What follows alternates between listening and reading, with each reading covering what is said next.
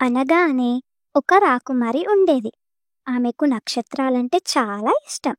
కానీ ఎప్పుడూ చాలా ప్రకాశవంతంగా ఉండటం వల్ల వాటిని చూడలేదు. ఆమె కుటుంబం ప్రకాశవంతమైన సూర్యరాశి ఉన్న వస్తువులను మాత్రమే ఆనందాన్ని ఇస్తాయని నమ్మేవారు. ఒకరోజు ఒక తిరిగే నక్షత్రాలను నేసేవాడు రాజభవనానికి వచ్చాడు. నేసిన కండువను ఇచ్చాడు. అది మెల్లగా మెరిసే చిన్న దీపాలు ఉన్నాయి. అనగ కుటుంబం దాన్ని మరీ మసకగా ఉందని కొట్టిపారేశారు.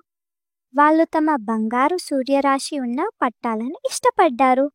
అయితే అనగా దాని నిశ్శబ్ద అందానికి మరియు దానికోసం తనకు ఇష్టమైన రిబ్బన్ను ఇచ్చింది.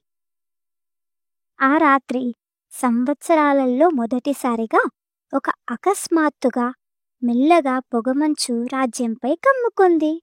సూర్యరాశి మసకబారింది.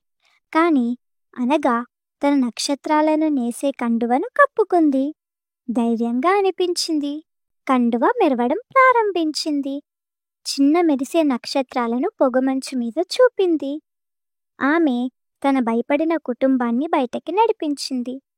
కండువ యొక్క మాయాజలపు వెలుగులో వాళ్ళు మొదటిసారిగా నక్షత్రాలను చూశారు. చీకటి భయంకరంగా లేదు, అది అందంగా ఉంది. వాళ్లకు ఎప్పుడూ తెలియని అద్భుతాలలో నుండి ఉంది. నిజమైన అందం మరియు అద్భుతం కాంతిలో మరియు చీకట్లో రెండిట్లోనూ ఉంటాయని వాళ్ళు తెలుసుకున్నారు. మోరల్ ఏంటంటే తెలియని వాటికి భయపడకండి.